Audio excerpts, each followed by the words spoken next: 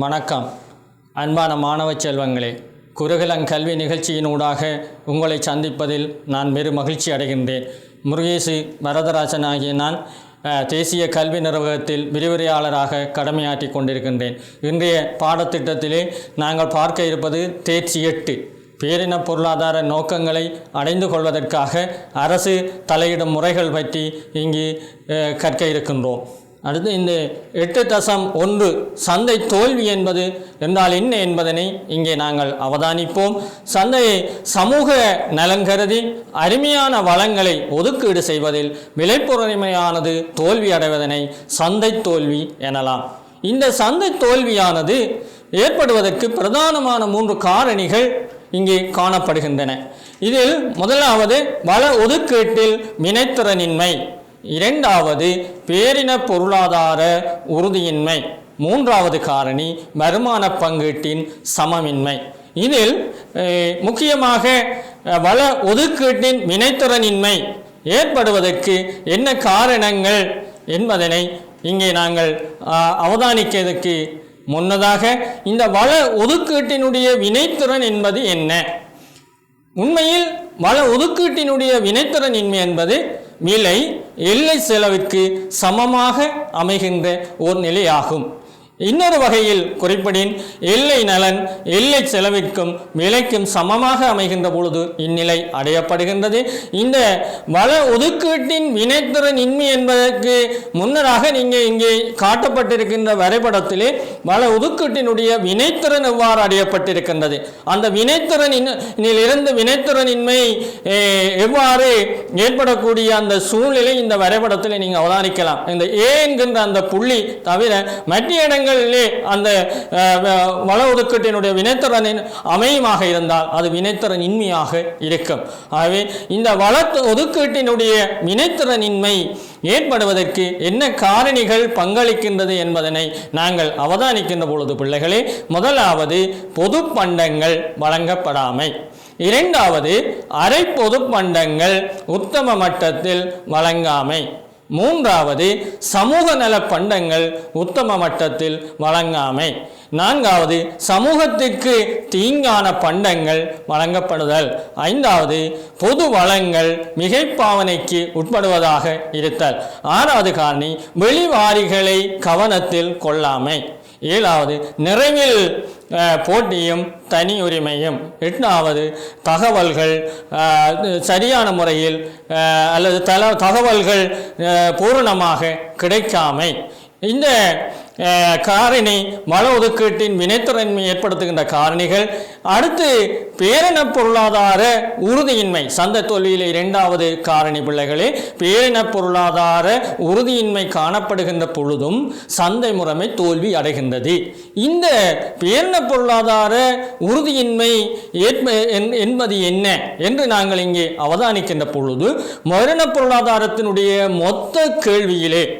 மொத்த செயலிலே செல்வாக்கு செலுத்துகின்ற காரணிகளில் ஏற்படுகின்ற ஏற்றத்தாழ்வுகள், முக்கியமாக தனியார் நுகர்வு, முதலீடு, அரச செலவு, ஏற்றுமதி போன்றவை மொத்த கேள்வியில் செல்வாக்கு செலுத்துவன. இவற்றில் ஏற்படுகின்ற ஏற்றத்தாழ்வுகள் பேரின பொருளாதாரத்தினுடைய உறுதியின்மையை ஏற்படுத்துவதனால் சந்தை முறைமை தோல்வி அடைகின்றது. அடுத்து சந்தை முறைமை தோல்விக்கு வருமான பங்கீட்டின் சமமின்மை அல்லது இந்த ஏற்றத்தாழ்வு முறைமையும் காரணமாக அமைகின்றது. நாட்டின் மொத்த வருமானம் அல்லது வளங்களானது எல்லா தனிநபர்களும் வாழ்க்கை நடத்துவதற்கு தேவையான அளவில் பங்கீடு செய்யப்படாத ஒரு நிலையினை அல்லது சனத்தொகையினரிடையே வருமான ஏற்றத்தாழ்வு காணப்படும் நிலையினையே வருமான சமமின்மை என்பது குறிப்பிடுகின்றது. முக்கியமாக இந்த வருமான சமமின்மையில் செல்வாக்கு செலுத்துகின்ற அல்லது இந்த தாக்கம் செலுத்துகின்ற காரணிகள் என்கின்ற பொழுது இழக்கப்படுகின்ற உழைப்பின் அளவு, கல்வி மட்டம், பெற்றுக்கொண்ட சொத்துக்களின் அளவு, உற்பத்தி காரணிகளின் விலை என்பன முக்கியமாக பங்களிக்கின்றன. அடுத்து இந்த வள ஒதுக்கீட்டினுடைய வினைத்திறனின்மையிலே நாங்கள் பார்த்தோம் அதை ஏற்படுத்துவதற்கான காரணிகள் என்னென்று. அந்த காரணிகளிலே முக்கியமாக பல பண்டங்கள் அங்கே முக்கியத்துவம் பெறுவதை அவதானித்தோம். அதிலே முக்கியமாக பொதுப்பண்டங்கள் வழங்கப்படாமை. அதிலே பொதுப்பண்டம், தூய பொதுப்பண்டம் அல்லது பொதுப்பண்டம் என்பது என்ன என்பதனை நாங்கள் இங்கே முதலிலே அவதானிப்போம். போட்டித்தன்மையற்றதும் விலக்குதல் விதிக்கு உட்படாததும் கூட்டாக நுகர்வு செய்யப்படுவதுமான பண்டம் தான் பிள்ளைகளே தூய பொதுப்பண்டம் அல்லது பொதுப்பண்டம் என்று சொல்லுவோம். இங்கே நான் காட்டியிருக்கின்றது போன்றதான நீங்கள் உதாரணங்களை மணிக்கூட்டு கோபுரம், தேசிய பாதுகாப்பு, தெருவெளிச்சம் போன்றவற்றை நீங்கள் இதற்கு உதாரணங்களாக அவதானிக்கலாம். இப்பண்டத்திற்கு நுகர்வில் போட்டியின்மை காணப்படும். இதனால் தான் பிள்ளைகள் எல்லை செலவிற்கு பூச்சியமாக, எல்லை செலவும் இங்கே பூச்சியமாக காணப்படும். அடுத்து நாங்கள் மேன்மை பண்டங்கள் என்பது என்ன? மேன்மை பண்டங்கள் என்கின்ற பொழுது நுகர்வின் போது தனிநபர் நலனை விட சமூக நலன், சமூகத்தினுடைய நன்மை கூடுதலாக காணப்படுகின்ற பண்டங்கள் மேன்மை பண்டங்கள் என்று சொல்லுவோம். அல்லது பிள்ளைகளே இன்னொரு வகையில் குறிப்பிடுகின்ற பொழுது நேர்கணியமான வெளிவாரி விளைவுகள் ஏற்படுகின்ற பண்டங்களே அந்த மேன்மை பண்டங்கள் என்று குறிப்பிடுவோம். இதற்கு உதாரணங்களாக கல்வி, சுகாதாரம் மற்றும் சமூக நல செலவுகள் போன்றவற்றை குறிப்பிடலாம். இந்த மேன்மை பண்டம் தவிர மேன்மையற்ற பண்டங்கள் அல்லது இன்னொரு வகையிலே நாங்கள் சொல்லுகின்ற பொழுது தீங்கு தரும் பண்டங்களும் இங்கே முக்கியமானதாக அமைகின்றது. நுகர்வின் காரணமாக, அதாவது நுகர்வின் காரணமாக சமூகத்திற்கு எதிர்க்கணிய வெளிவாரியை ஏற்படுத்தக்கூடிய பண்டங்கள் மேன்மையற்ற பண்டங்கள் எனப்படும். இதில் நாங்கள் உதாரணமாக குறிப்பிட்டால் பிள்ளைகளே இந்த மதுபான வகைகள், முக்கியமாக சிகரெட், குடி வகைகள் போன்ற போதைப் பொருட்கள் போன்றவற்றை நாங்கள் இதற்கு உதாரணங்களாக குறிப்பிடலாம். அடுத்த இதிலே பொது வளங்கள் என்பது என்ன? பொது வளங்கள் என்பது என்ன என்பதை நாங்கள் இங்கே அவதானிக்கின்ற பொழுது நுகர்விலிருந்து விலக்கப்பட முடியாததும் நுகர்வில் போட்டித்தன்மை கொண்டதுமான பண்டங்கள் பொது வளங்கள் எனப்படும்.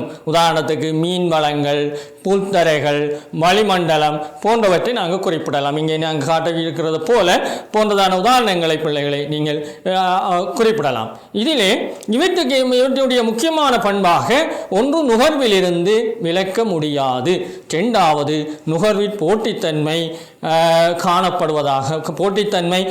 காணப்படுவதாக இருக்கும். இல்லை அந்த மேய்ச்ச நிலங்களை எல்லாம் இவ்வாறான தன்மைகளுக்கு உட்பட்டவையாகவே காணப்படுகிறது.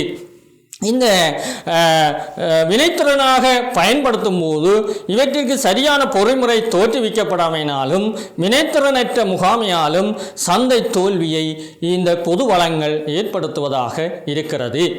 அடுத்து இந்த வள ஒதுக்கீட்டின் வினைத்திறனின்மையிலே இந்த நிறைவில் தகவல் அல்லது பூரண தகவலின்மை என்பது முக்கியமானதாகும். இங்கே நுகர்வோனுக்கும் உற்பத்தியாளருக்கும் தீர்மானங்களை மேற்கொள்வதற்கு தேவையான தகவல்களை சந்தையினால் முழுமையாகவும் சரியானதாகவும் பெற்றுக்கொள்ள முடியாதிருக்கின்ற பொழுது அது பூரண தகவலின்மையாக குறிப்பிடப்படும். இதில் என்ன பூரண தகவலின்மை என்று நீங்கள் பார்த்தீங்கன்னா, விளம்பரங்கள் காரணமாக உண்மையான தகவல்களை மாற்றி கூறக்கூடுகின்ற சந்தர்ப்பங்கள், சிக்கலான தொழில்நுட்ப காரணிகளினால் சில தகவல்களை பெற்றுக்கொள்வது சிக்கலானதாக அமைதல், சில விளைவுகள் தொடர்பாக நிச்சயமற்ற தன்மை நிலவுதல், இவ்வாறானவை அந்த பூரண தகவலின்மைக்கு காரணங்களாக அமைகிறது பிள்ளைகளே. அடுத்து இதிலே மிக முக்கியமாக சந்தை தோல்வியிலே கூடுதலான பங்கை கொண்டிருப்பது வெளிவாரி விளைவுகள். இந்த வெளிவாரி விளைவுகள் என்பது என்ன நாங்கள் என்பதை முதலிலே அவதானிக்கின்ற பொழுது, ஏதாவது ஒரு உற்பத்தி அல்லது ஒரு நுகர்வு செயற்பாடு காரணமாக ஏனைய பிரிவினர் மீது தோன்றும் விளைவுகள், அதாவது உற்பத்தி அல்லது நுகர்வோடு நேரடியாக தொடர்புபடும் நபரினால் கவனம் செலுத்தப்படாத நன்மை அல்லது தீமைகள் வெளிவாரி விளைவுகள் எனப்படும். இந்த வெளிவாரி விளைவுகள் ஏற்படுத்துகின்ற காரணிகள் பிரதானமாக ரெண்டு. ஒன்று உற்பத்தி, மற்றது நுகர்வு. அந்த உற்பத்தி நுகர்வு என்கின்ற அடிப்படையிலே பிள்ளைகள் நாங்கள் இந்த வெளிவாரி விளைவை 4 விதத்திலே இங்கே அவதானிக்கின்றோம். காட்டப்பட்டிருப்பதை போன்று, ஒன்று உற்பத்தியில் நேர்க்கணிய வெளிவாரி, 2 உற்பத்தியில் எதிர்க்கணிய வெளிவாரி, 3 நுகர்வில் நேர்க்கணிய வெளிவாரி, 4 நுகர்வில் எதிர்க்கணிய வெளிவாரி என நாங்கள் இந்த 4ஆக அதனை அவதானிக்கின்றோம். இந்த 4 வெளிவாரிகளும் என்பது என்ன? அதற்கு என்ன உதாரணங்களை நாங்கள் அவதானிக்கலாம் என்பதனை இங்கே பார்க்கின்றோம். ஒன்று, உற்பத்தியில் நேர்க்கணிய வெளிவாரி. இந்த உற்பத்தியில் நேர்க்கணிய வெளிவாரி என்பது பிள்ளைகளே, ஏதாவது ஒரு உற்பத்தி செயற்பாட்டின் காரணமாக அதற்கு நேரடி தொடர்பற்ற வெளித்தரப்பினருக்கு ஏற்படும் நன்மை அல்லது சாதகமான விளைவு உற்பத்தியில் நேர்க்கணிய வெளிவாரி எனப்படும். இதற்கு நாங்கள் இங்கே காட்டப்பட்டிருப்பதை போன்ற உதாரணங்களை நீங்கள் பார்க்கலாம். பூந்தோட்ட உற்பத்தியால் தேன் உற்பத்தியாளருடைய அந்த உற்பத்தி அதிகரித்தல், அதனால் அவர் பொருளாதார ரீதியாக பல நன்மைகளை அடையக்கூடியவராக இருப்பார். அதே போன்று காடு வளர்ப்பு செயற்பாட்டினால் நீர் ஊற்றுக்கள் எல்லாம் ஏற்படக்கூடிய வாய்ப்புகள் இருக்கும். அதே போன்று உற்பத்தியில் எதிர்க்கணிய வெளிவாரி விளைவு என்றால் என்ன என்பது நோக்குகின்ற பொழுது பிள்ளைகளே, ஒரு உற்பத்தி செயற்பாட்டின் காரணமாக நேரடி தொடர்பற்ற வெளிப்பிரிவினருக்கு ஏற்படும் பிரதிகூலம் அல்லது பாதக விளைவு எதிர்க்கணிய வெளிவாரி விளைவு எனப்படும். இதற்கு உதாரணமாக விவசாய பயிரினங்களுக்கு கிருமிநாசினிகளை பயன்படுத்துதல், சுற்றாடல் மாசடைதலும் நோய் ஏற்படுதலும். ஆனால் அதே போன்று ரசாயன தொழிற்சாலை கழிவுகள் கடலில் கலப்பதனால் கடல்வாழ் உயிரினங்கள் பாதிப்படுதல், அந்த கடல்வாழ் உயிரினங்களை உணவாக உட்கொள்கின்ற மனிதர்களுக்கு நோய்வாய்ப்படக்கூடிய சூழ்நிலைகள் அங்கே ஏற்படும். இவை இந்த எதிர்க்கணிய வெளிவாரி விளைவுகளாக நாங்கள் அவதானிக்கின்றோம். அதே போல நுகர்வில் நேர்க்கணிய வெளிவாரி விளைவு என்பதனை அவதானிக்கின்ற பொழுது, நுகர்வில் நேர்க்கணிய வெளிவாரி விளைவு என்பதை அவதானிக்கின்ற பொழுது, ஏதாவது ஒரு நுகர்வு நடவடிக்கைகளின் காரணமாக அதனுடன் நேரடி தொடர்பற்ற வெளிப்பிரிவினருக்கு தோன்றும் நன்மை அல்லது சாதக விளைவுகளைத்தான் பிள்ளைகளே நேர்க்கணிய வெளிவாரி விளைவு என்கின்றோம். இதற்கு உதாரணங்களாக இன்றைக்கு நீங்கள் நடைமுறையில் கூட அவதானிக்கலாம். இந்த நோய் தடுப்பு மருந்துகளை பயன்படுத்துவதன் மூலம் நோயை குணப்படுத்தினால் மற்றவர்களுக்கு வராது தடுக்கலாம். இப்போ உதாரணத்துக்கு இந்த கொரோனா நோயை நீங்கள் எடுக்கின்ற பொழுது அதுக்கு சிறந்த ஒரு தடுப்பு மருந்து கண்டுபிடிக்கப்படுமாயின் மற்றவர்களுக்கு வராது நாங்கள் தடை செய்து கொள்ளலாம். அதே போல் கல்வி கற்பதன் மூலம் நல்லதொரு சமுதாயம் உருவாகலாம். இவற்றை நாங்கள் உதாரணங்களாக அவதானிக்கலாம். அடுத்து நுகர்வில் எதிர்க்கணிய வெளிவாரி விளைவு என்பதனை அவதானிக்கின்ற பொழுது, ஒரு நுகர்வு நடவடிக்கை அல்ல காரணமாக அதனோட நேரடி தொடர்பில்லாத வெளித்தரப்பர்களுக்கு தோன்றக்கூடியதான பிரதிகூலம் அல்லது பாதக விளைவைத்தான் நாங்கள் நுகர்வில் எதிர்க்கணிய வெளிவாரி விளைவு என்கின்றோம். இதற்கு உதாரணங்களாக விளைவுகளே, புகைத்தலினால் அயலில் உள்ளவர்களுக்கு ஏற்படும் பாதிப்புகளை நாங்கள் சொல்லலாம். அதே போல வாகனங்களிலிருந்து வெளியேறும் புகையினால் சுற்றாடல் மாசடைகின்ற சூழ்நிலைகள் என்பவற்றை நாங்கள் உதாரணமாக குறிப்பிடலாம். இனி அடுத்த பிள்ளைகளே, இதிலே இந்த வெளிவாரி விளைவுகளிலே நாங்கள் முக்கியமாக இந்த தனியார் நலன், வெளிவாரி நலன், தனியார் செலவு, வெளிவாரி செலவு போன்ற விடயங்களை அவதானிக்க வேண்டியவர்களாக இருக்கிறோம். இதிலே தனியார் நலன் என்பது உற்பத்தி அல்லது நுகர்வு நடத்தைகளோடு நேரடியாக தொடர்புபடும் பிரிவினருக்கு கிடைக்கக்கூடிய நன்மையாக இருக்கும். இப்போ உதாரணத்துக்கு நீங்கள் பார்த்தீங்க, இங்கே காட்டப்பட்டிருக்கிறது போன்று பூந்தோட்டம் வளர்ப்பவர்களுக்கு கிடைக்கும் நன்மை, அதாவது பூந்தோட்டம் வளர்ப்பதனால் அவர்களுக்கு அதன் ஊடாக கிடைக்கின்ற வருமானங்கள், அதன் ஊடாக கிடைக்கின்ற பொருளாதார அனுகூலங்கள் எல்லாம் அவர்களுக்கு நேரடியாக கிடைக்கின்ற ஒரு தனியார் நலனாக இருக்கும். அதே போல தனியார் செலவு என்பது உற்பத்தி அல்லது நுகர்வு நடத்தியோடு நேரடியாக தொடர்படும் பிரிவினருக்கு ஏற்படக்கூடிய ஒரு செலவாக இருக்கும். இதற்கு உதாரணமாக சிகரெட் போருக்கு ஏற்படும் செலவினை நாங்கள் குறிப்பிடலாம்.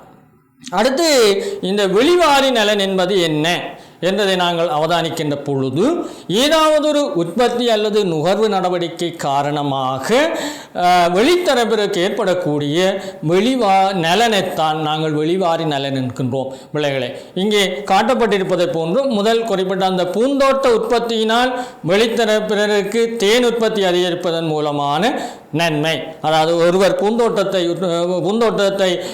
வைத்திருக்கின்ற பொழுது அதனோடு தொடர்பில்லாத ஒரு வெளித்தரப்பினர்களுடைய தேன் வளர்ப்பவர்களுக்கு அவருடைய வருமானம் அதிகரிப்பதற்கான சாதகமான சூழ்நிலைகள் அங்கே ஏற்படுகிறது. அதனாலே அவர்கள் வெளிவாரியாக அந்த நன்மையினை பெற்றுக்கொள்ளக்கூடியவர்களாக இருக்கிறார்கள். அதே போல வெளிவாரி செலவு என்பதை நாம் பார்க்கின்ற பொழுது உற்பத்தி அல்லது நுகர்வு நடவடிக்கை காரணமாக வெளித்தரப்பினருக்கு ஏற்படக்கூடிய ஒரு செலவாக இருக்கும். உதாரணத்துக்கு இங்கே நாங்கள் அவதானிப்பதை போன்று சிகரெட் புகைப்பதனால் மற்றவர்களுக்கு நோய் ஏற்படுவதன் மூலமான செலவினை குறிப்பிடலாம். இதிலே நாங்கள் அடுத்து இந்த சமூக நலன் என்பது என்ன என்பதை அவதானிக்கின்றோம். குறித்த ஒரு உற்பத்தி அல்லது நுகர்வு செயற்பாடு காரணமாக முழு சமூகத்திற்கும் கிடைக்கக்கூடியதான நலன்தான் சமூக நலன் என்கின்றோம். இதில் இந்த பூந்தோட்ட உற்பத்தியினால் முழு சமூகத்திற்கும் நன்மை கிடைக்கின்ற பொழுது அது ஒரு சமூக நலனாக அமைகிறது. அதேபோல் இந்த தனியார் நலனுடன் நாங்கள் வெளிவாரி நலனையும் சீராக்குவதன் மூலம்தான் இந்த சமூக நலனை பெற்றுக்கொள்கின்றோம். இங்கே காட்டப்பட்டிருக்கிற சமூக நலன் சமன் தனியார் நலன் ப்ளஸ் வெளிவாரி நலனாக காட்டப்பட்டிருக்கிறது. நல்லது பிள்ளைகளே, அடுத்து நீங்கள் இங்கே அவதானிப்பது சமூக செலவு. சமூக செலவு என்பது குறித்த ஒரு உற்பத்தி அல்லது நுகர்வு செயற்பாட்டின் காரணமாக முழு சமூகத்திற்கும் ஏற்படக்கூடியதான ஒரு செலவாக இருக்கிறது. உதாரணமாக மது அருந்துகின்ற பொழுது முழு சமூகத்திற்கும் அதனால் வருகின்ற விளைவுகள் அந்த சமூகத்திற்கான செலவாக இருக்கும். இந்த சமூக செலவு என்பதை நீங்கள் கணிப்பீட்டு ரீதியாக அதனை அவதானிப்பின் இதற்கு தனியார் செலவையும் இங்கே காட்டப்பட்டிருக்கிற போன்று தனியார் செலவையும் வெளிவாரி செலவையும் நீங்கள் சீராக்குகின்ற பொழுது சமூக செலவு கிடைக்கின்றது. அடுத்த வீடியோமாக நீங்கள் அவதானிப்பது வெளிவாரி விளைவு காரணமாக எவ்வாறு சந்தை முறைமை தோல்வி அடைகின்றது என்பதனை இங்கு காட்டியிருக்கின்ற இந்த வரைபடம் தெளிவாக எடுத்து காட்டுகின்றது. இளை பிள்ளைகளே அவதானியுங்கள். தனியார் நலனும் தனியார் செலவும் சந்தை பொறிமுறைக்கு உட்பட்டது. அவ்வாறு உட்பட்டு அமைகின்ற சூழ்நிலையிலே சமூக திறன் வாய்ந்த உத்தம மட்டமான அந்த E1 என்கின்ற புள்ளி அடையப்படவில்லை. ஆனால் E என்பது தான் அந்த விலை பொறிமுறைக்கு உட்பட்டது. இதனால் இங்கு இந்த உற்பத்தியின் காரணமாக ஏற்பட்டிருக்கின்ற எதிர்கணிய வெளிவாரி விளைவு எல்லை வெளிவாரி செலவினை தோற்றுவித்துள்ளது. இது எவ்வாறு நிகழ்ந்தது என்றால் மிகை உற்பத்தி ஒன்று இங்கே ஏற்பட்டிருக்கிறது.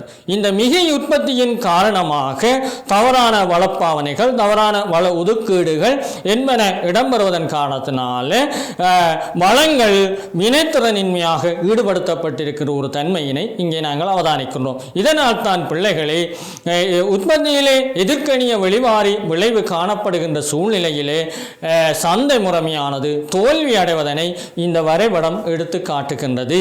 இதே போலதான் உற்பத்தியில் நேர்கணியமாகவும் நுகர்வில் எதிர்கணியமாகவும் நுகர்வில் நேர்கணியமாகவும் அமைகின்ற பொழுதும் சந்தை முறைமை தோல்வியடையும் என்பதனை நீங்கள் கவனத்தில் கொள்ளுதல் வேண்டும்.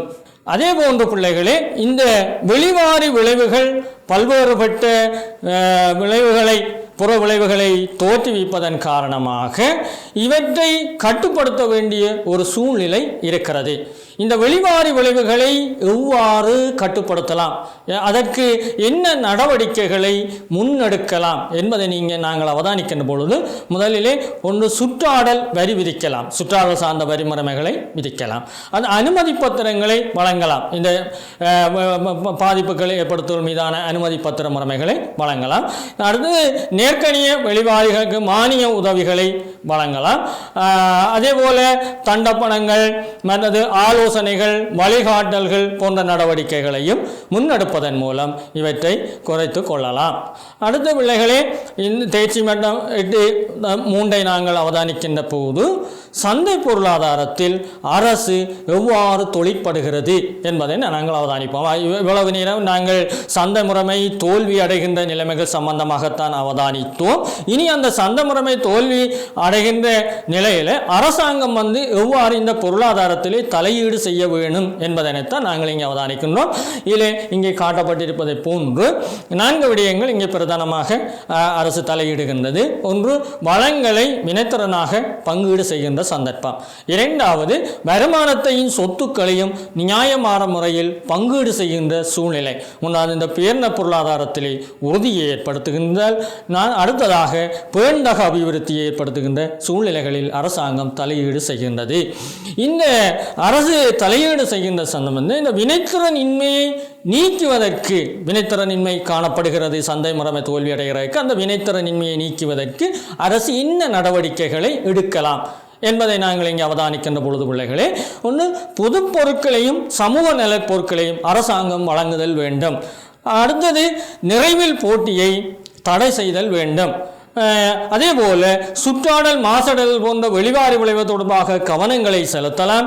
பொது வளங்கள் தொடர்பான உரிமைகளை உறுதிப்படுத்தலாம். இவ்வாறான நடவடிக்கைகள் மூலம் அரசு அந்த செயல்பாட்டை முன்னெடுக்கலாம்.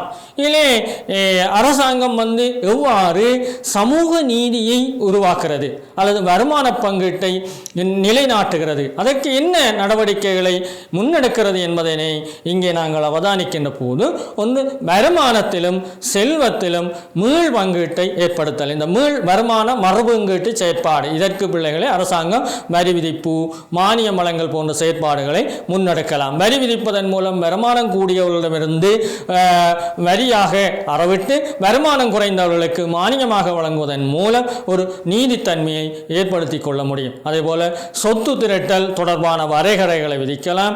காணி சீர்திருத்தம் போன்ற நடவடிக்கைகளை மேற்கொள்ளலாம்.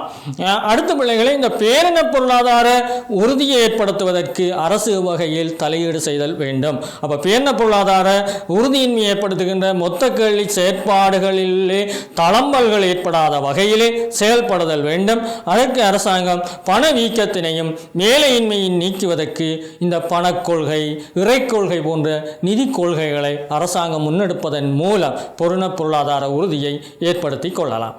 இதே போல பிள்ளைகளே அரசாங்கம் பொருளாதார வளர்ச்சி மற்றும் பேர்ந்தக அபிவிருத்தி என்பவற்றை எவ்வாறு ஏற்படுத்தலாம், இதற்கு 2 செயல்பாடுகளை அரசு மேற்கொள்ளலாம். ஒன்று பிள்ளைகளே உட்கட்டமைப்பு வசதிகளை ஏற்படுத்தலாம். உட்கட்டமைப்பு என்கின்ற பொழுது அதிலே சமூக நல உட்கட்டமைப்புகள் இருக்கிறது, பொருளாதார நல உட்கட்டமைப்புகள் இருக்கிறது. அந்த பொருளாதார நல உட்கட்டமைப்புகள் என்கின்ற பொழுது பொருளாதாரத்தினுடைய உற்பத்தி துறைகளை இலகுபடுத்தக்கூடியதான அடிப்படை வசதிகளை முன்னெடுக்கலாம். இங்கே உதாரணங்கள் காட்டப்பட்டிருக்கிறது. பெருந்தெருக்கள், அதிவேக பாதைகள், பாலங்கள் போன்ற விடயங்கள். அதே போல சமூக நல உட்கட்டமைப்பு என்கின்ற போது சமூக நல வசதிகளை இலகுபடுத்தக்கூடிய கல்வி, சுகாதாரம் போன்ற அந்த நல வசதிகளை இலகுபடுத்துகின்ற கட்டமைப்புகளை ஏற்படுத்தி கொள்ளலாம். இவ்வாறு அரசாங்கம் உட்கட்டமைப்புகளை ஏற்படுத்தி கொள்ளலாம். அதே போல நிறுவன ரீதியான உட்கட்டமைப்பு வசதிகளையும் அரசாங்கம் முன்னெடுக்கலாம். உதாரணமாக கண்காணிப்பு நிறுவனங்கள், சிறுவர் பாதுகாப்புகள், வயோதிபர் பாதுகாப்பு போன்ற செயற்பாடுகளை வெற்றுக்கு உதாரணமாக நாங்கள் குறிப்பிட்டு கொள்ளலாம். இன்றைய பிள்ளைகளே இந்த ஒரு நவீன பொருளாதாரத்தில் அரசாங்கம் தலையீடு செய்கின்ற பொழுது அதாவது அதில் 5 வகையான பிரதான 5 செயற்பாடுகளை நாங்கள் கவனத்தில் கொள்ளுகிறோம். ஒன்று பிள்ளைகளே சந்தை பொறிமுறையை வினைத்திறனாக செயற்படுத்துவதற்கு தேவையான சட்ட அடிப்படைகளையும் சமூக சுற்றாடலையும் ஏற்படுத்துதல்.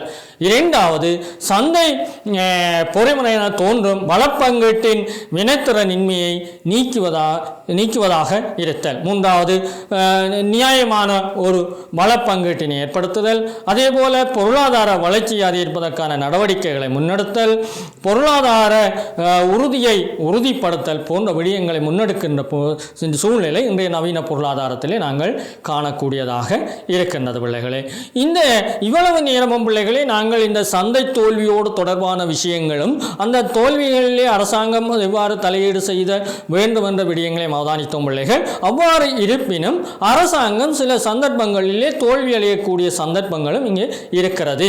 இதைத்தான் இங்கே அந்த அரசு தோல்வி என்பது எடுத்து காட்டுகிறது. இந்த அரசு தோல்வி என்பது இந்த சந்தை தோல்வியை சீர் செய்வதற்கு முற்படுகின்ற பொழுது பல்வேறான வடிவங்களில் வினைத்திறன்மைகளும் சமமின்மைகளும் ஏற்படுகின்ற பொழுது அரசு தோல்வி அடைகிறது. இதனைத்தான் பிள்ளைகளை நாங்கள் அரசாங்க தோல்வி என்று சொல்லுகிறோம். அதாவது வளங்கள் ஒதுக்கீடு செய்வதில் செயல்திறனற்ற நிலை காணப்படுகின்ற சூழ்நிலை, அரச நிறுவனங்கள் செயற்திறனற்ற வகையிலே செயற்படுதல், வளங்கள் உத்தமமாக பயன்படுத்தப்படாத சூழ்நிலை காணப்படுதல் போன்ற விடயங்கள் அரச தோல்வியாக குறிப்பிடப்படுகிறது.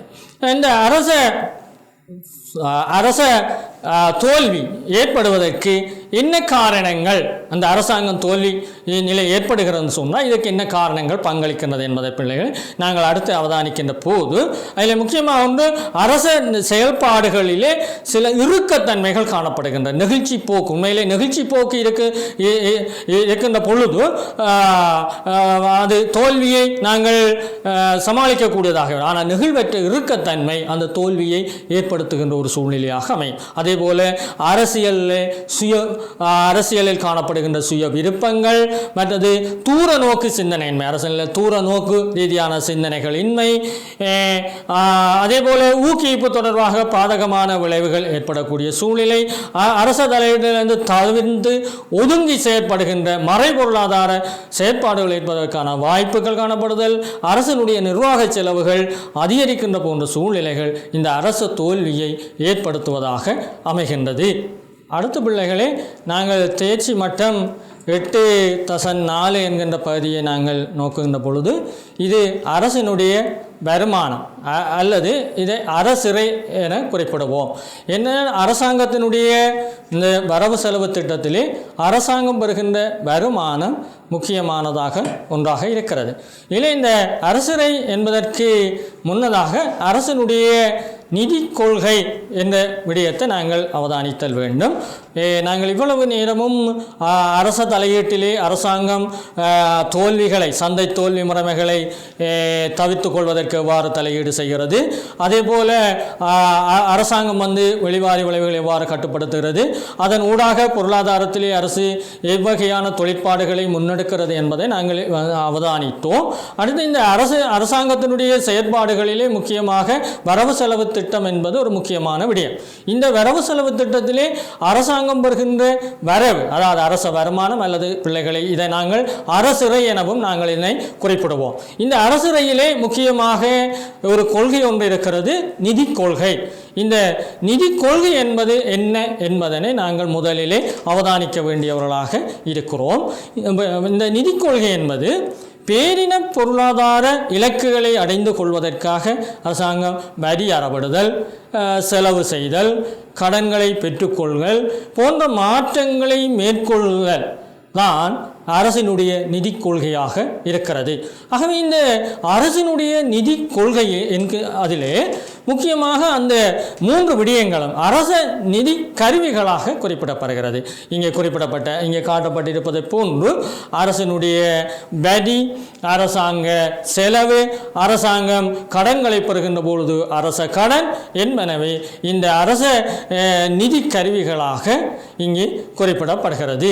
இந்த அரச நிதி கொள்கை என்பதனை நாங்கள் இப்பொழுது அவதானித்தோம். இதிலே அடுத்ததாக இந்த அரசாங்கம் இந்த அரசினுடைய வரவு என்கின்ற பொழுது முக்கியமாக அரச வருமானம் முக்கிய பங்கை செலுத்துகிறது. இதிலே பிள்ளைகளே, அரசனுடைய வருமானம் பிரதான 2 மூலங்களை கொண்டிருக்கிறது. ஒன்று வரி மூலமாக பெறுகின்ற வருமானம், அடுத்தது வரி அல்லாத வகையிலே அரசாங்கம் பெற்றுக்கொள்கின்ற வருமானங்கள். இந்த 2 வகையான வருமானங்களும் அரசனுடைய முக்கிய வருமான மூலங்களாக அமைகின்றது. பிள்ளைகளே, இந்த அரசாங்கம் ஏன் வரியினை விதிக்கின்றது, வரி விதிப்பதனுடைய அந்த நோக்கம் என்ன என்பதனை நாங்கள் முதலிலே அவதானித்தல் வேண்டும். வரி விதிப்பதற்கு அரசுக்கு பல காரணங்கள் இருக்கிறது. ஒன்று, இந்த வருமான செல்வ பங்கீட்டின் சமமின்மையை குறைத்தல். நாங்கள் முதலிலே அங்கே குறிப்பிட்டதை போல வருமான ஏற்றத்தாழ்வினை நீக்கி வருமான சமத்துவத்தை, ஒரு நீதித்தன்மையை பேணுவதற்கு அரசாங்கம் வரி விதிக்க வேண்டிய, குறிப்பாக வருமானம் உயர்ந்தவர்களுக்கு வரிகளை விதிப்பதும் வருமானம் குறைந்தவர்களுக்கு மானியங்களை கொடுப்பதன் ஊடாகவும் அந்த வருமான பங்கீட்டின் சமமின்மையை அரசாங்கம் குறைக்கிறது. அந்த வருமான சமமின்மையை குறைப்பதற்கு இந்த வரி முக்கியமான ஒரு அம்சமாக இருக்கிறது. அடுத்தது, வினைத்திறனை உயர்த்துவதற்கு வளங்களை முகாமை செய்தல் வேண்டும். அதாவது பொருளாதார ரீதியாக வளங்களினுடைய வினைத்திறன் மட்டங்களை அதிகரித்துக் கொள்வதற்கும் அவற்றினூடாக அந்த அதிகரித்துக் கொள்வதற்கு அரசாங்கம் வளங்களை முகாமைக்குட்படுத்த வேண்டிய தேவை இருக்கிறது. ஆகவே அவற்றை சிறந்த முறையிலே முகாமை செய்ய வேண்டுமாக இருந்தால் அரசாங்கம் வரியினை அறவிடுதல் வேண்டும். இந்த வரி அறவிடுவதனுடைய அடுத்த நோக்கு என்கின்ற போது உயர்ந்த சமூக செலவை ஏற்படுத்துகின்ற தீங்கிழைக்கின்ற சில பண்டங்களினுடைய நுகர்வுகளை கட்டுப்படுத்துவதற்கும் வரி முறைமைகளை விதிக்க வேண்டிய தேவை இருக்கிறது. இப்போ குறிப்பாக நாங்கள் தீங்கி விளைவிக்கும் பண்டங்கள் என்பதனை நாங்கள் முதலிலே ஒரு காரணியாக நாங்கள் அவதானித்திருந்தோம் சந்தை தோல்வியிலே. அந்த தீங்கி விளைவிக்கின்ற பண்டங்கள் என்பது ஒரு பயனை தரும். அதே நேரத்திலே பயனை தருவதோடு அதனால் வருகின்ற விளைவுகள் எதிர்கணியமானவையாக இருக்கும். குறிப்பாக மதுபானங்கள் மற்றும் போதைப் பொருட்கள் இவற்றின் மூலமான செலவுகளை கட்டுப்படுத்துவதற்கு, அதாவது இவை சமூகத்துக்கு தீங்கிழைக்கின்ற பண்டங்கள், இவற்றினுடைய அந்த நுகர்வுகளை குறைக்க வேண்டுமாக இருந்தால் அரசாங்கம் வரிமுறைமையினை விதிப்பதன் ஊடாக அதை சாத்தியமானதாக்கி கொள்ளலாம். அடுத்த பிள்ளைகளே, இந்த மொத்த கேள்வி மீதான செல்வாக்கு, அதாவது மொத்த கேள்வியிலே செல்வாக்கை ஏற்படுத்துவதற்கும் வரிமுறைமை விதிக்க வேண்டிய தேவை இருக்கு. குறிப்பாக மொத்த கேள்வியிலே செல்வாக்கு செலுத்துகின்ற தனியார் நுகர்வு, முதலீடு, அரசாங்க செலவு, தேறு ஏற்றுமதி போன்றவற்றின் மீதான அந்த செல்வாக்குகளை குறிப்பிடலாம். அதே போல மொத்த பொருளாதாரத்தினுடைய மொத்த நிரம்பல் மீது செல்வாக்கு செலுத்துவதற்கும் இந்த அரசாங்கம் வரி விதிக்க வேண்டிய தேவை இருக்கிறது. ஆகவே இந்த அடிப்படைகளிலே தான் அரசாங்கம் வரியை விதிக்கிறது. அடுத்து இந்த வரி முறைமையிலே பிள்ளைகள், இந்த வரி என்கின்ற பொழுது இந்த விதிக்கப்படுகின்ற அரசாலே விதிக்கப்படுகின்ற வரிகள் சிறந்த சில நல்ல பண்புகளை கொண்டதாக அமைந்திருக்கிறது. இவை மிக முக்கியமான விடயங்கள். உங்களுக்கு அது ஒரு வரியானது நல்ல வரி என்று சொல்வார். ஒரு நல்ல வரியானது எவ்வாறான பண்புகளை கொண்டிருத்தல் வேண்டும். உண்மையிலே அந்த வரி முறைமையினுடைய பண்புகளை நீங்கள் இங்கே அவதானிக்கின்றீர்கள். அதிலே முதலாவதாக வரி முறைமையினுடைய நியாயத்தன்மை, நீதித்தன்மை என்று நாங்கள் அதை சொல்லுகிறோம். அந்த நியாயத்தன்மை என்பது என்ன? விதிக்கப்படுகின்ற வரியானது எவர் மீதும் பாதிப்பினை ஏற்படுத்தாத வகையிலே நியாயமானதாக அமைதல் வேண்டும். இந்த நியாயத்தன்மை என்பதனை நாங்கள் இரு விடயங்களை கவனத்தில் கொள்வதன் மூலம் அவதானிக்கலாம். ஒன்று கிடையான நியாயத்தன்மை என்று சொல்லுவோம். அடுத்து நிலைக்குத்தான நியாயத்தன்மை என்று சொல்லுவோம். இந்த கிடையான நியாயத்தன்மை என்றால் சமனான பொருளாதார இயலுமையை கொண்டவர்கள் மீது சமனான வரிமுறைமையினை விதித்தல். அதாவது உதாரணமாக குறிப்பிடுவதாயின் ஒரே அளவு வருமானம் பெறுபவர்கள் மீது ஒரே அளவு வரி வீதத்தை விதிக்கலாம். உதாரணத்துக்கு 10 வீதமான வரியை ஒரே அளவு வருமானம் பெறுபவர்கள் மீது விதிப்பது என்பது ஒரு கிடையான நீதித்தன்மையானதாக அமையும்.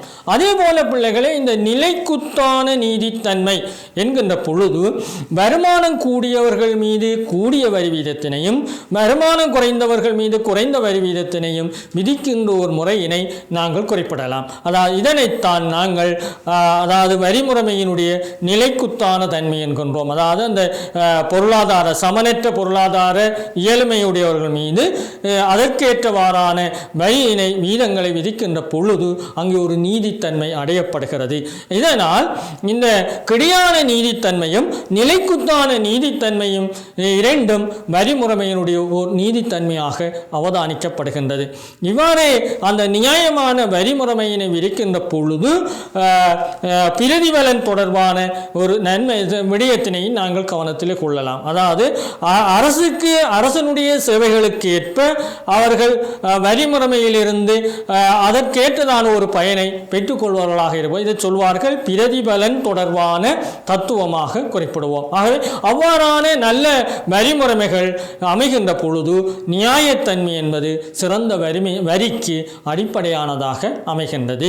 அதே போல இந்த சிக்கனத்தன்மை என்பது என்ன?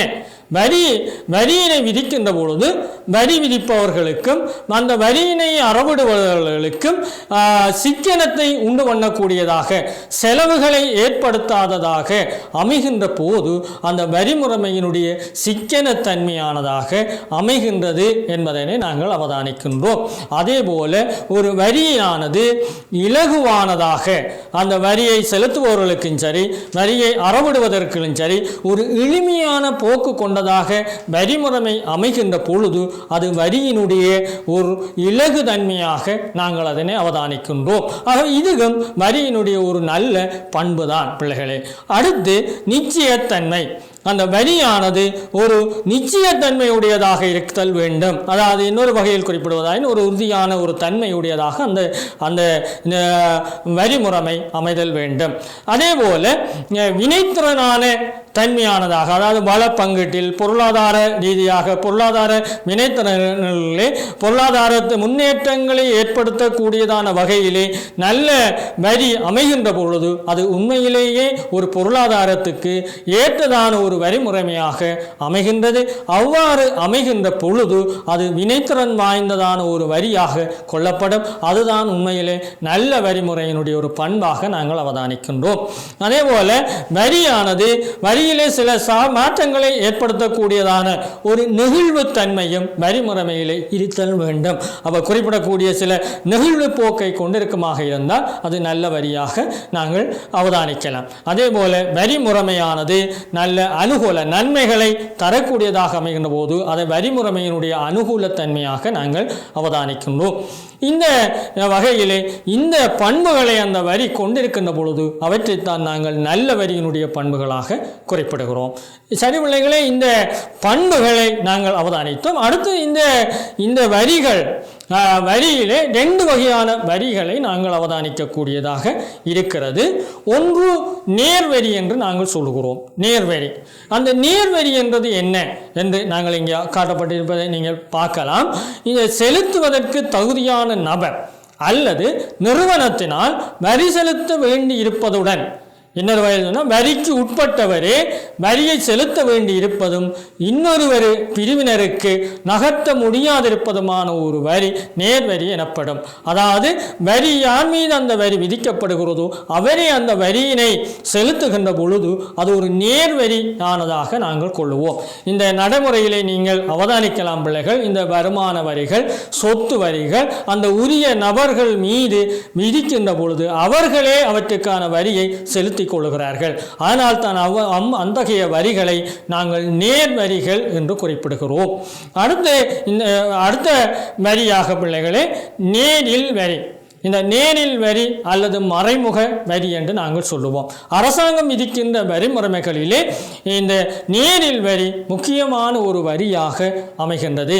இந்த நேரில் வரி என்றால் என்ன என்று சொன்னால், குறித்த வரியை செலுத்துவதற்கு சட்டத்தினால் நியமிக்கப்பட்டிருக்கின்ற அந்த குறித்த நபர் அல்லது அந்த நிறுவனம் அவ்வரியினை செலுத்தாது இன்னொரு பிரிவினர் மீது வரியை நகர்த்தக்கூடியதாக அல்லது அதை சுமத்தக்கூடியதாக அமைகின்ற பொழுது அது நேரில் வரி எனப்படும். உண்மையில் சட்ட ரீதியாக வரியை செலுத்தும் நபருக்கும் உண்மையில் வரிச்சுமையை ஏற்கும் நபருக்கும் இடையே தெளிவான ஒரு வேறுபாடு அங்கே காணப்படும். நடைமுறையிலே நாங்கள் காணக்கூடிய இந்த வரிகள் அதிக அளவிலே மறைமுகமான வரிகள் தான். இந்த பண்டங்கள் சேவல் மீதான வரிகள், முக்கியமாக பெறுமதி சேர் வரி, கலால் வரி, விற்பனை வரி போன்ற வரிகள் நேரில் வரிகளாக நாங்கள் குறிப்பிடுகிறோம். ஆகவே இந்த நேர்வரி, நேரில் வரி ஆகிய இந்த இரு வரி முறைமைகளின் வரி யார் மீது விதித்தால் அவரே அந்த வரியை செலுத்திக் கொள்கிறார். நேரில் வரி என்பது யார் மீது விதித்தால் அந்த வரி இன்னொருவர் மீது சுமத்தப்படுகின்ற போது அதை நாங்கள் நேரில் வரியாக அவதானிக்கின்றோம். ஆகவே இந்த இரு வகையான வரி முறைமைகளை நாங்கள் இங்கே கண்டுகொள்ளக்கூடியதாக இருக்கின்றது. அடுத்ததாக இந்த வரியிலே மிக முக்கியமாக நாங்கள் கவனத்தில் கொள்ள வேண்டிய ஒரு விடயம் என்னென்று சொன்னால் இந்த வரித்தளம் என்று சொல்லுகிறோம். அதாவது இந்த வரித்தளம் என்பது வரிக்கு அடிப்படையாக அமைந்திருக்கின்ற விடயங்கள். அதாவது முக்கியமாக வரிக்கு அடிப்படையாக நாங்கள் கவனத்தில் கொள்ளுகிற பொழுது வருமானம், சொத்து, பெயர்ச்சி, தாக்கம், உரிமை, வரி வீதங்கள் என்பன யாவும் வரியினுடைய அடித்தளங்களாக நாங்கள் குறிப்பிடுகிறோம். இந்த வரியினுடைய அடித்தளங்களை அடிப்படையிலே நாங்கள் பல வரிகளையும் நாங்கள் இங்கே அடிப்படையிலே தான் அந்த வரிமுறைகளை நாங்கள் அவதானிக்கின்றோம். அதில் இந்த வருமான வரி, இந்த இன்கம் டேக்ஸ் வரியை நாங்கள் குறிப்பிடலாம். அதே போல் நுகர்வோர் வரியை குறிப்பிடலாம், செல்வ வரிகளை குறிப்பிடலாம், வியாபார உரிமை வரிகளை குறிப்பிடலாம். அதே போல இந்த சர்வதேச வர்த்தகம் மீதான வரிகள், அதிலே முக்கியமாக 2 வரி அமைகின்றது. ஏற்றுமதி வரி, இறக்குமதி வரி என்று. அதிலே இலங்கையை பொறுத்தவரையில் இறக்குமதி வரி மிக முக்கியமான ஒரு வரியாக இருக்கிறது. இந்த வரியிலே நாங்கள் வரித்தளத்தினுடைய அடிப்படையிலே முக்கியமாக இந்த வரி சுமையினுடைய அதாவது வரி பயிற்சி என்பதை நாங்கள் அவதானித்தோம். இந்த வரி பயிற்சியிலே இந்த வரி சுமையினுடைய பயிற்சி என்கின்ற அந்த எண்ணக்கரை என்ன என்பதை நாங்கள் இங்கே அவதானிப்போம். இது உண்மையில் ஒரு குறித்த ஒரு வரியை செலுத்துவதற்கு சட்ட ரீதியாக நியமிக்கப்பட்ட அந்த நபர் அவ்வரியினை இன்னொருவர் மீது சுமத்துகின்ற பொழுது அதனை நாங்கள் வரி சுமை பயிற்சியாக குறிப்பிடுகிறோம்.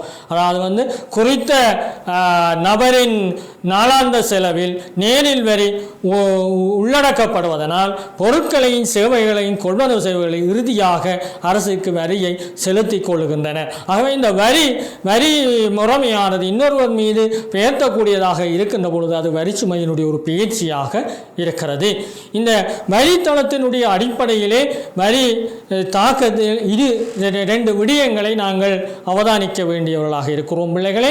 ஒன்று, இந்த வரி முறைமையானது விதிக்கின்ற பொழுது இரு வகையான தாக்கங்களை ஏற்படுத்துகிறது. அந்த என்ன தாக்கம் இங்கே நான் காட்டியிருப்பதை போன்று இரு வகையான தாக்கங்கள் இருக்கிறது. ஒன்று சட்ட ரீதியான தாக்கம்.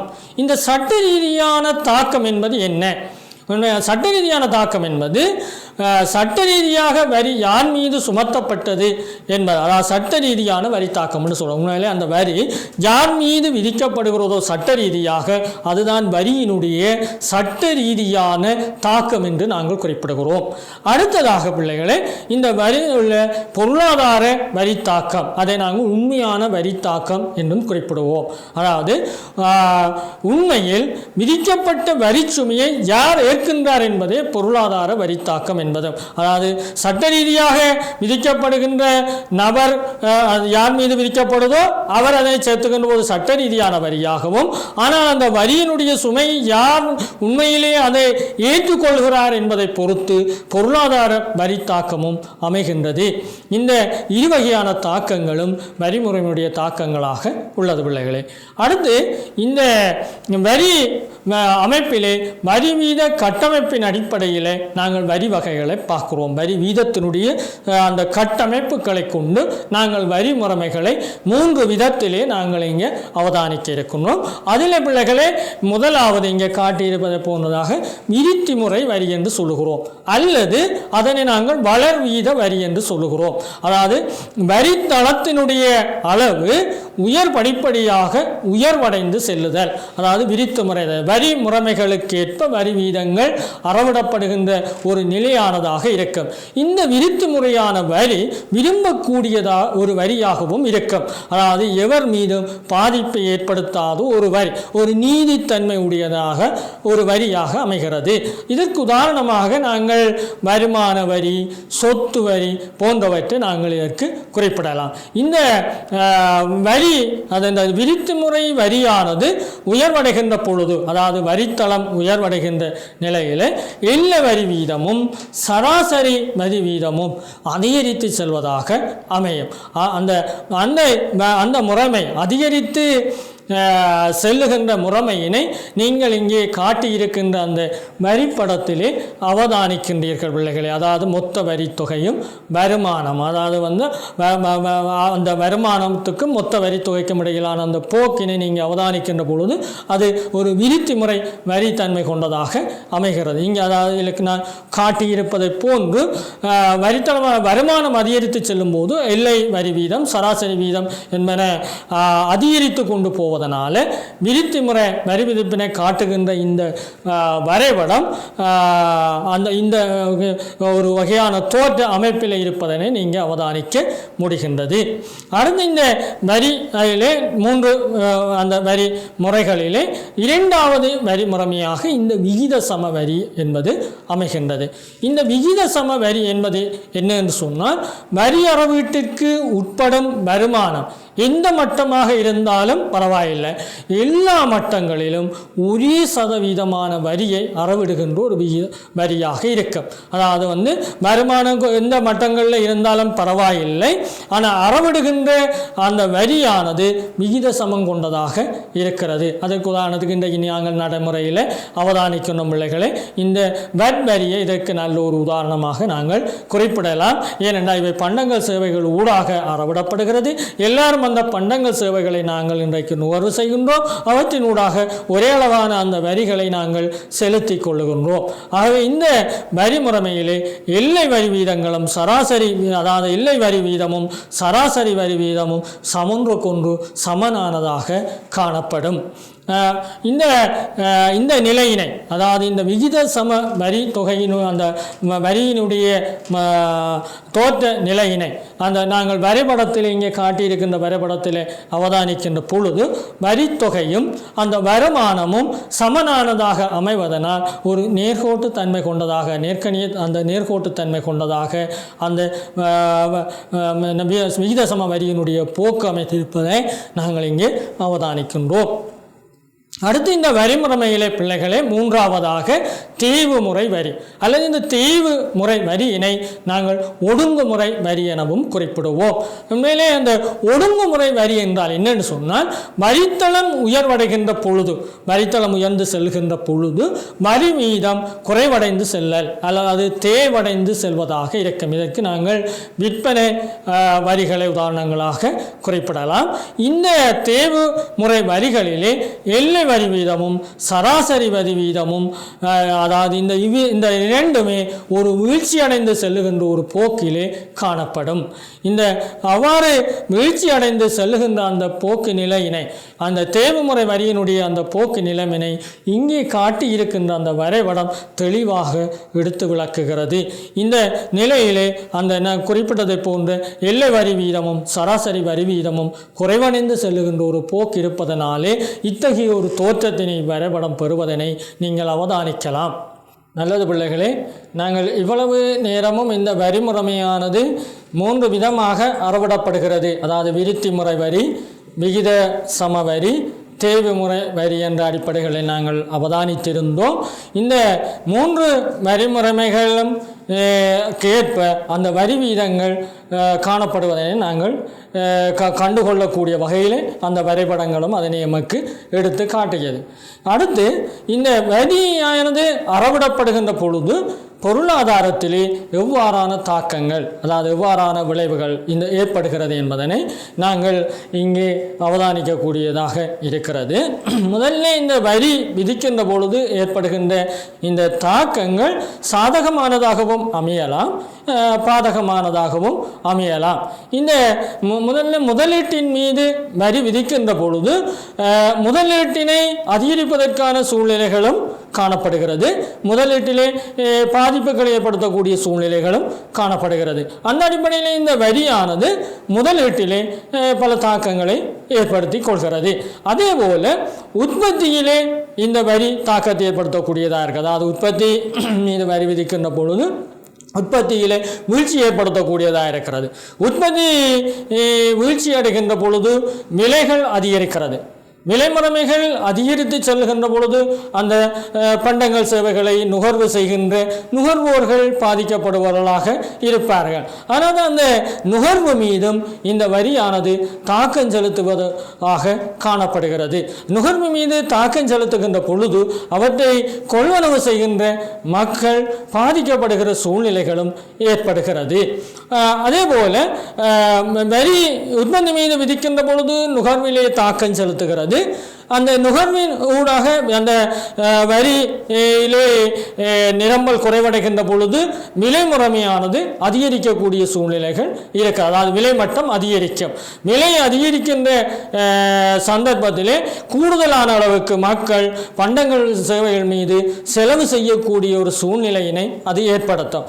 அவ்வாறு பண்டங்கள் சேவைகள் மீது கூடுதலான அளவுக்கு செலவு செய்பவர்களாக இருந்தால் இன்னொரு வகையிலே அது சேமிப்பையும் பாதிக்கக்கூடியதாக இருக்கும். ஏனென்று சொன்ன பிள்ளைகளே, அதாவது செலவு அதிகரிக்கின்ற பொழுது சேமிப்பை அது குறைவடைய செய்வதாக இருக்கும். அப்ப இப்படி ஒன்றோடு ஒன்று தொடர்புபட்ட வகையிலே பல்வேறுபட்ட விளைவுகளை, அதே போல வருமான பங்கீட்டிலையும் இந்த வரி முறைமை வந்து வருமான பங்கீட்டிலையும் தாக்கத்தை ஏற்படுத்துகிறது. அதாவது வந்து ஒரு வரி விதிக்கின்ற பொழுது வருமான பங்கீட்டு செயல்பாடுகளையும் அவற்றினூடாக ஏற்படுத்துவதற்கு வழிவகுக்கிறது. அதே போல் வருமான ஏற்றத்தாழ்வையும் அவை தோற்றுவிக்கலாம்.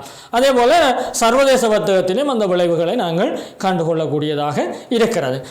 அடுத்ததாக இந்த வரி விதிக்கின்ற பொழுது ஏற்படுகின்ற விளைவுகளுக்கு அப்பால் நாங்கள் இங்கே காட்டப்பட்டிருப்பதை போல வரி எல்லா வருமான நிலைகளையும் அவதானிக்கக்கூடியதாக இருக்குது. அதற்கு முன்னதாக பிள்ளைகளை இந்த நாங்கள் அரசாங்கத்தினாலே அரசினுடைய வரவுகள் என்கின்ற பொழுது இந்த வரியோடு தொடர்புபட்ட பல விடயங்களை நாங்கள் பார்த்தோம். முக்கியமாக வரிதான் அங்கே அரசனுடைய வருமானத்திலே கூடுதலாக செல்வாக்கு செலுத்துகிறது. அதனால அந்த வரியோடு தொடர்பட்ட என்னென்ன விடயங்கள், அந்த வரி முறைமையினாலே ஏற்படுகின்ற விளைவுகள் என்ற பல்வேறுபட்ட விஷயங்களை நாங்கள் இங்கே அவதானிக்கக்கூடியதாக இருந்தது பிள்ளைகளே. அடுத்து இந்த அரசனுடைய வரவிலே, அதாவது அரச வருமானங்களிலே இந்த வரி அல்லாத முறையிலே அரசாங்கம் அறவுகின்ற வருமானமும் மிக முக்கியமானது ஒன்றாக இருக்கிறது. கூடுதலாக அரசாங்கம் வரி தவிர்ந்த வகைகளிலே இந்த வாடகை வருமானம், அரசு சொத்துக்கள் இதன் மீதான வாடகை வருமானங்களை நாங்கள் குறிப்பிடலாம்.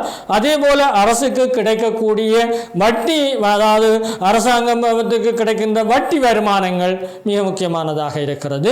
அதே போல அரசாங்கத்தினுடைய முதலீடு மீதான லாபங்கள், பங்கு லாபங்கள் போன்ற வருமானங்களை குறிப்பிடலாம். சமூக பாதுகாப்பு பங்களிப்பு நிதிகளை குறிப்பிடலாம். இது தவிர இந்த நீதிமன்றங்களினாலே கூடுதலாக அறவிடப்படுகின்ற தண்டப்பணங்கள் போன்றவையும் இந்த வரி எல்லா வருமானங்களாக இருக்கிறது.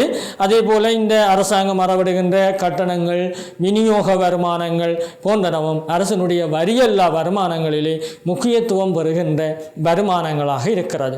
ஆகவே பிள்ளைகளே, இந்த வரி வருமானம், வரியல்லா வருமானம் என்ற இரண்டும் அரசனுடைய அதாவது வரவுகளாக அமையும். அடுத்து இந்த விநியோக வருமானங்கள் என்கின்ற பொழுது இங்கே காட்டியிருப்பதை போன்று பல்வேறுபட்ட வருமானங்களை நாங்கள் அவதானிக்கலாம்.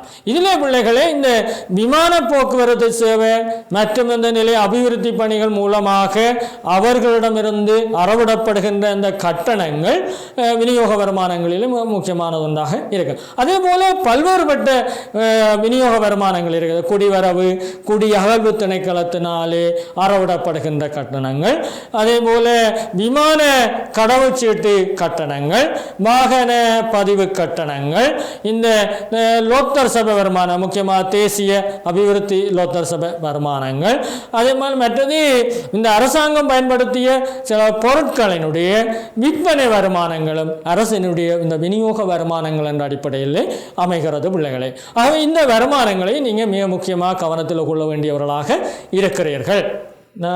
பிள்ளைகளை நாங்கள் இந்த அரச செலவின வகைகளிலே நடைமுறை செலவு, மூலதன செலவு, இந்த இரு வகை செலவினங்களையும் இங்கே நாங்கள் அவதானிக்கின்றோம். ஆகவே இதுவரை இதற்கு முன்னதாக நாங்கள் அரசனுடைய வருமான மட்டங்களை பார்த்திருக்கின்றோம். அரசனுடைய வரவுகள், அரசனுடைய செலவுகள். இந்த அரசனுடைய செலவுகள் மூன்று வகையிலே காணப்பட்டாலும் இங்கே காட்டப்பட்டிருக்கின்ற இருவகை செலவினங்கள் தான் மிகவும் முக்கியமான செலவினங்கள். ஆகவே இந்த செலவினங்களோடு நாங்கள் இன்றைய வகுப்பினை நிறைவு செய்து கொண்டு மிகுதியினை நாங்கள் அடுத்து வகுப்பிலே தொடருவோம் என கூறி பிள்ளைகளை உங்களிடமிருந்து விடைபெற்றுக் கொள்கின்றேன். நன்றி, வணக்கம்.